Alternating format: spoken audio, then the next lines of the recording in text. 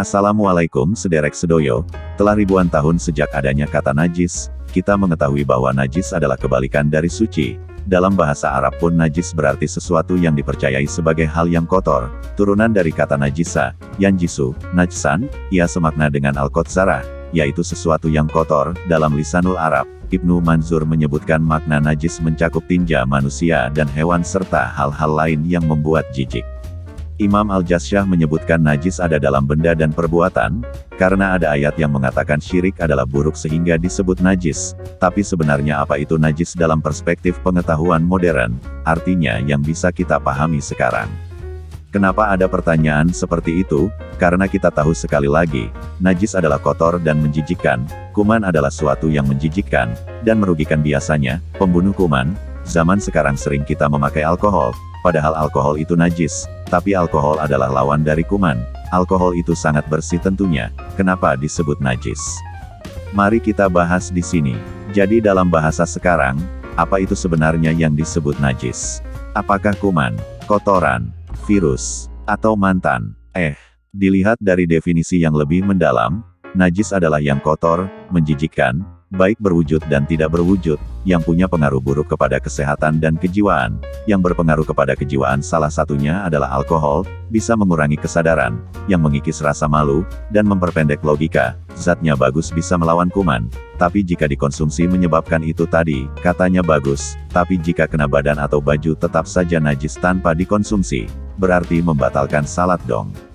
Begini sederek, sekali lagi kita perdalam najisnya alkohol, ada riwayat yang mengatakan, judi, memberi persembahan kepada berhala, mengundi nasib dengan panah, dan minum khamr atau minuman beralkohol adalah najis. Najisnya alkohol adalah bukan fisiknya, melainkan karena zat itu jika diminum merugikan kesehatan dan merugikan mental. Kesimpulannya najis belum ada kata di kamus bahasa dunia yang bisa mewakilinya.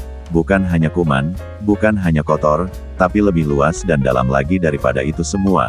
Lalu kenapa air liur anjing dan babi dianggap najis? Padahal tidak kotor jika perawatannya baik, dan jijik itu relatif.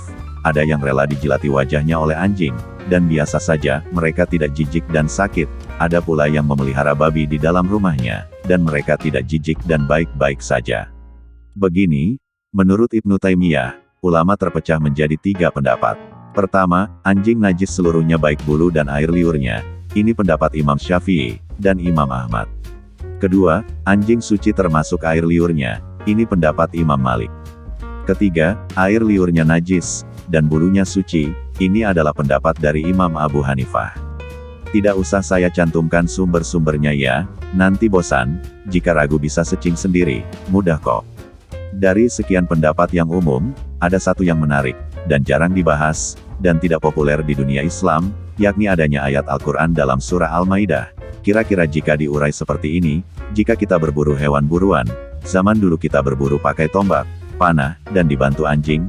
Jika anjing itu kita rawat dengan baik, bersih dan terlatih, bisa kita gunakan untuk membantu perburuan. Jika hewan buruan tergigit anjing, asal belum mati dan kita sempat untuk menyembelihnya, dagingnya halal untuk dikonsumsi. Tanpa adanya anjuran atau mewajibkan untuk membasuh bekas gigitannya, dan jika air liur anjing najis, dibersihkan pun juga percuma, secara air liur itu sudah bercampur dengan darah, dan meresap ke dalam tubuh hewan buruan. Bagaimana tentang hadis Nabi yang mewajibkan membasuh bejana sebanyak 7 kali?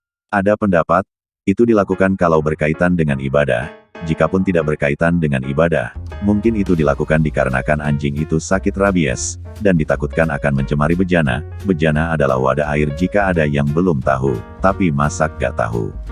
Karena berbagai riwayat yang berkaitan dengan pengobatan, baik fisik maupun non-fisik, misalnya kena santet tenan, juga menyebutkan bilangan 7. Selain itu tadi, pembahasan tentang najis anjing sudah melebar sampai kepada kencing anjing.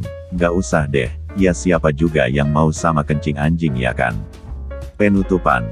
Pokoknya dalam belajar agama selalu kedepankan akal, apalagi untuk hal-hal yang terlihat, atau empiris, atau fisik, ya lagi-lagi cuma mandang fisik, cie. Karena Islam tidak pernah berseberangan dengan akal, termasuk najisnya anjing.